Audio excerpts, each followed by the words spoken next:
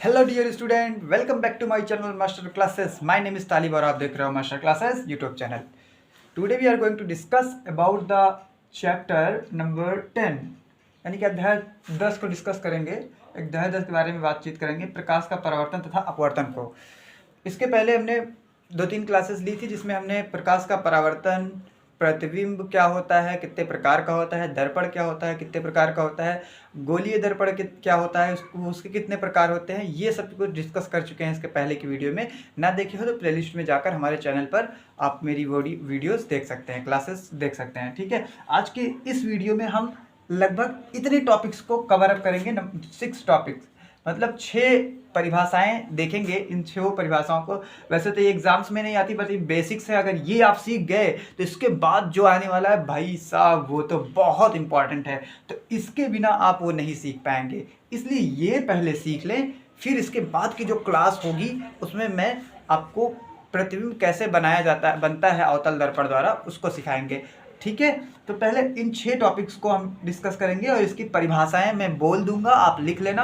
अगर आपको नोट्स चाहिए तो मुझे कमेंट करना, मैं आपको बताऊंगा नोट्स कहाँ पे मिलेगी। ठीक है, आइए, हमने पिछली वीडियो में गोलीय दर्पण के बारे में देखा था और मैंने आपको बताया था, जल्दी से क्विक रिवीजन कर देता हूँ आपका बोल के, कि गोलीय दर्पण उसे कहते हैं। गोलीय दर्पण 2 तरह का होता है। किसी गोले का भाग जिसका वक्रीय होता है, जिसका जो परावर्तक तल होता है वो वक्रीय होता है, उसे गोलीय दर्पण कहते हैं। ठीक है, और गोलीय दर्पण मैंने बताया था 2 तरीके का होता है, एक अवतल दर्पण, एक उत्तल दर्पण। तो बेसिकली हम आज इन सारे टॉपिक्स को पढ़ने वाले हैं इसी गोलीय दर्पण के भाग में। अवतल दर्पण हो चाहे उत्तल दर्पण हो, सबके लिए ये सारी चीज़ें सेम रहने वाली हैं। तो पहले आप जानिए वक्रता केंद्र क्या होता है। पहली परिभाषा, एग्जाम्स में सबसे ज़्यादा मोस्ट इंपॉर्टेंट परिभाषा अगर मैं कहूँगा मानी जाएगी डिफिनीशन, तो वो है ये 6 नंबर वाली, मुख्य फोकस क्या होता है। मुख्य फोकस की परिभाषा बताइए। तो मैं मुंह से बोलूँगा मुख्य फोकस की परिभाषा, आप लिख लेना। ठीक है, अगर आपको नोट्स चाहिए तो मुझे इसी वीडियो के नीचे कमेंट करना, मैं ज़रूर आपको बताऊँगा कहाँ नोट्स मिलेगी। इसकी लिखा मैंने खुद से लिखी है, उसको आपको भेज दूँगा मैं, आप सिर्फ कमेंट करना बस। ठीक है, ये वक्रता केंद्र है। वक्रता केंद्र की बात करनी है सारी। ठीक है, वक्रता केंद्र की बात करने से पहले मैं आपको बताऊं कि गोलीय दर्पण है तो या तो वो अवतल होगा या तो उत्तल होगा। ठीक है, तो मान लेते हैं पहले कोई गोला रहा होगा, गोलीय दर्पण है ना, तो कोई गोले से ही बना होगा। तो पहले मैं पूरा गोला बनाता हूँ, आपको दर्पण भी बना के दिखाता हूँ। मान लो मैंने ये गोला बनाया, देखो फ्री हैंड से बना रहा हूँ, कोई प्रकार तो है नहीं कि एकदम अच्छे से बन जाए, तो इसलिए मैं जितना कोशिश कर पा रहा हूँ उतना गोल कर दे रहा हूँ। आप थोड़ा सा, आपको समझने से कॉन्सेप्ट से मतलब है, बाकी समझ तो मैं तो आएगा ही, आप टेंशन मत लीजिए बिल्कुल। ये बन गया अपना गोला, कोशिश किए हैं। ठीक है, लगभग। तो ये एक दर्पण रहा होगा, ऐसा गोला रहा होगा। फिर क्या हुआ होगा कि हमने या तो इसको उत्तल दर्पण बनाया होगा या तो अवतल। इसको ऐसे बीच से काट दिया होगा हमने, ऐसे एक भाग ये एक भाग ये, अब 2 भाग हो गया होगा इसका। फिर उसके बाद हमने एक पे पॉलिश कर दी होगी, या तो अगर मैं इसके उभरे भाग पे पॉलिश कर देता हूँ तो अवतल दर्पण बन जाता है। पिछली वीडियो याद कीजिए, बताया था मैंने। अगर इसके अंदर भाग पर पॉलिश कर देता तो ये उत्तल दर्पण बन जाता। इसी तरीके से इधर भी अगर मैं बाहरी उभरे हुए भाग पर पॉलिश कर दूँ तो अवतल दर्पण बन जाए, अंदर के भाग धसे हुए भाग पर पॉलिश कर दूँ तो क्या बन जाए, उत्तल दर्पण बन जाए। ठीक है, तो मैं ये मिटा रहा हूँ और एक कोई सा भी दर्पण, मैं अवतल दर्पण एक ले रहा हूँ, उससे आपको समझा दे रहा हूँ सब कुछ।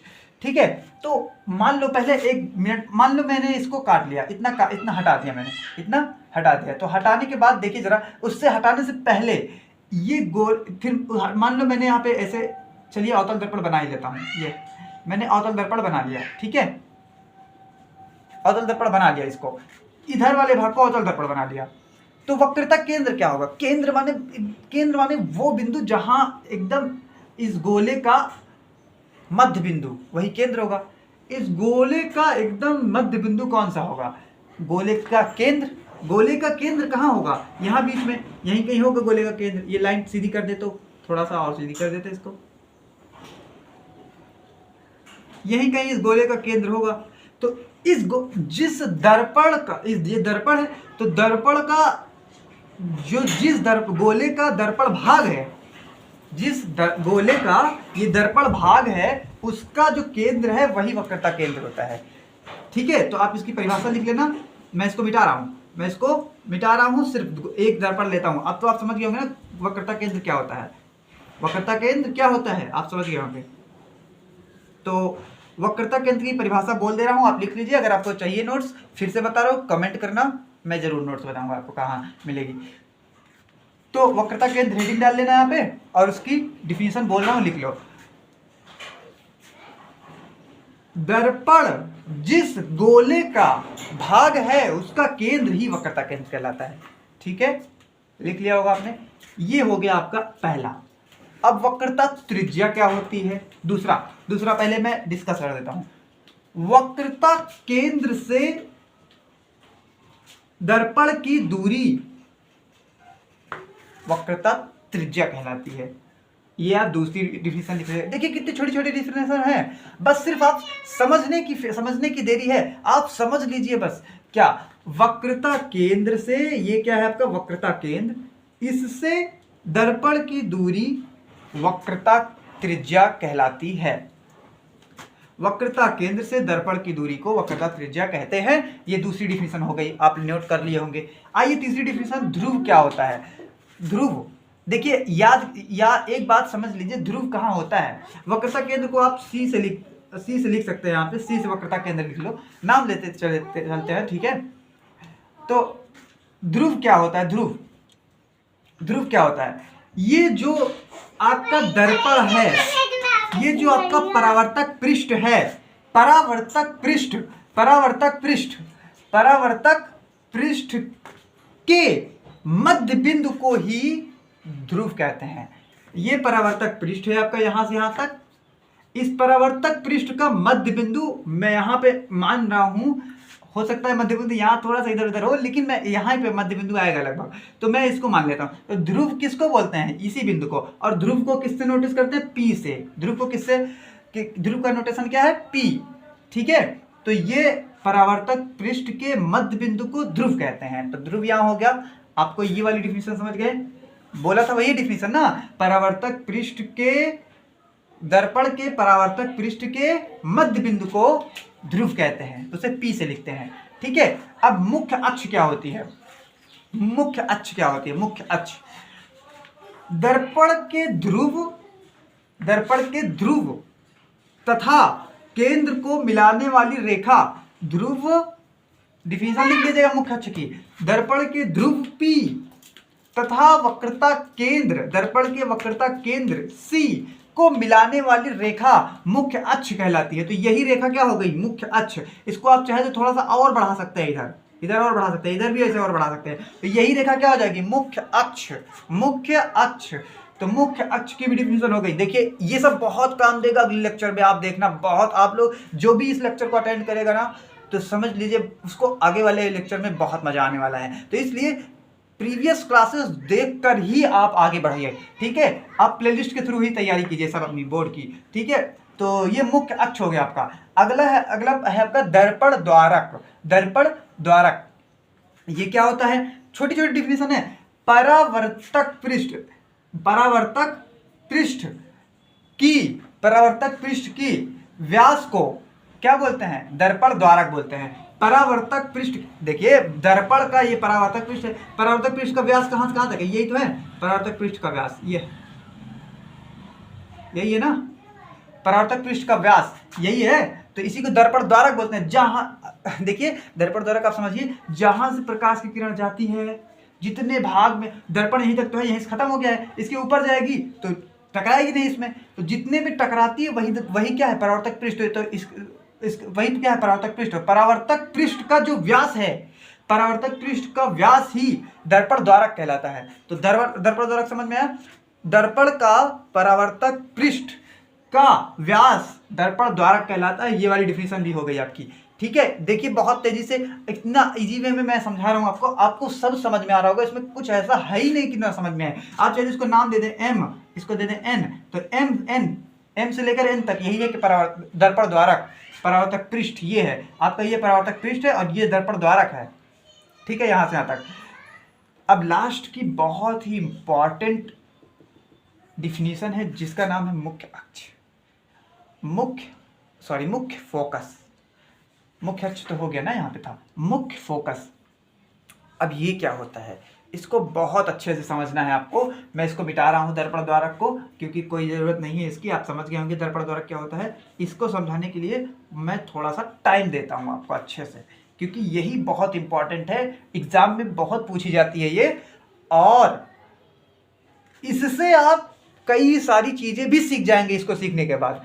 मुख्य फोकस क्या है, मुख्य फोकस क्या है, तो इसकी पहले मैं डिफिनीशन बोल देता हूँ, बहुत अच्छे से आप नोट कर लेना। सबसे पहले तो इसको अच्छे से नोट करिए, सबको नोट करना है लेकिन इसको याद भी करना है। ये सब तो सिर्फ समझना है कि कहाँ कौन सी चीज़ है, यहाँ वक्रता केंद्र है, यहाँ ध्रुव P है, और ये दर्पण द्वारक है, ये मुख्य अक्ष है, ये सब तो आपको याद रखना है। लेकिन मुख्य फोकस की परिभाषा एकदम अच्छे से याद कर लेनी है आपको, इसलिए इसमें मैंने स्टार बना दिया है। मुख्य फोकस क्या होता है, तो दर्पण पर टकराने के पश्चात, बहुत अच्छे से परिभाषा लिखिएगा, प्रकाश की किरण दर्पण पर टकराने के पश्चात जिस बिंदु पर मिलती हैं, जिस बिंदु पर मिलती हैं उसी बिंदु को मुख्य फोकस कहते हैं। एक बार फिर से, थोड़ा सा जो भी भूल छूट छाट गया हो फिर से बोल रहे लिख लेना। दर्पण पर, प्रकाश की किरण दर्पण पर आपतित होने के बाद, टकराने के बाद जिस बिंदु पर मिलती हैं, जिस बिंदु पर मिलती हैं या मिलती हुई प्रतीत होती हैं, इसको भी मिला लेना, थोड़ा सा ऐड कर लेना उसमें, या मिलती हुई प्रतीत होती हैं, उसे क्या बोलते हैं, मुख्य फोकस। ये हो गई परिभाषा। अब आपको सिखा रहे हैं कि कैसे। मान लो कोई वस्तु रखी गई यहाँ पे, अभी मैं डिस्कस नहीं कर रहा हूँ कि दर्पण द्वारा प्रतिबिंब कैसे बनता है, मैं सिर्फ आपको ये सिखाना चाह रहा हूँ कि मुख्य फोकस कहाँ होता है, कैसा होता है, किसे कहते हैं। तो अभी मैं सिर्फ ऐसे ही लिटरली मैं एक वस्तु ले रहा हूँ, तो कोई भी वस्तु आप ऐसे बना दिया मैंने, समझ लो ये कुछ भी है, लैंप है, कार, कुर्सी है, मेज है, कुछ भी है, आप वस्तु है बस ये।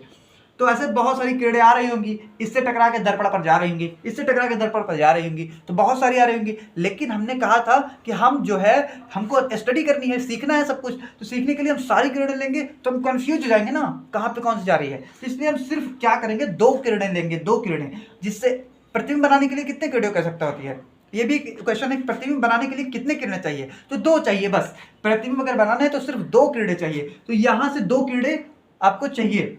तो मैं सिर्फ 2 को लेकर डिस्कस कर दे रहा हूँ। तो पहले मैंने ऐसे इस पर ऐसे आपतित कराया प्रकाश की किरण समांतर, इस मुख्य अक्ष के समांतर, मुख्य अक्ष के समांतर। एक वीडियो इसके बाद मैं जो लूंगा मुख्य अक्ष का समांतर जाने पर क्या होता है क्या नहीं, अभी डिस्कस कर दे रहा हूँ। चलो अभी डिस्कस कर दे रहा हूँ इसको। देखो याद कर लो इस बात को कि जब भी कोई प्रकाश की किरण मुख्य अक्ष के समांतर जाएगी, समांतर क्या होता है, जो कभी मिले ना, ऐसे जाए, ऐसे जाए, कभी ना मिले, ऐसे कभी मिले ना, समझे। मैं आपको फिर से समझा रहा हूँ। देखिए ये अगर इसको ऐसे आप चाहे जितना बढ़ा देना नहीं मिलेगा, जैसे और फील कीजिए, बहुत अच्छे से फील कीजिए, ये मिलेगा नहीं, ऐसे बढ़ाते जाए नहीं मिलेगा। अच्छा और फील कीजिए, जैसे मान लो मैंने ये रेखा बनाई, तो इसको चाहे जितना बढ़ा दें आगे, बहुत दूर तक, अनंत तक बढ़ाते चले जाए, लेकिन ये नहीं मिलेगा। लेकिन क्या है, ये पॉसिबल है, ऐसी रेखा कोई है जो नहीं मिलेगी, ऐसे। अब इसको जैसे ही थोड़ा सा और आगे बढ़ा दें ऐसे तो मिल जाएगी ये। तो जो मिल जाएगी उसको समांतर नहीं बोलेंगे, समांतर उसको बोलेंगे जो कभी ना मिले। तो इसको, ये वाली कभी नहीं मिलेगी तो इसको समांतर बोलेंगे, समझ आया, इसको समांतर बोलेंगे। तो जब ऐसे समांतर जाती है कोई किरण, ये मुख्य अक्ष है, इसी के समांतर अगर कोई किरण हम आपतित कराते हैं, इस पर आपतित कराते हैं, तो वह कहाँ से जाती है, वह जिस भी बिंदु से जाती है उसे मुख्य फोकस कहते हैं। ये तो ये मान लो यहाँ से गई, यहाँ से चली गई, तो इसी को मुख्य फोकस बोलेंगे। थोड़ा सा और अच्छे से बनाता हूँ इसको, आपको समझाना एक चीज़ और, इसलिए इसको और अच्छे से और ये ठीक है।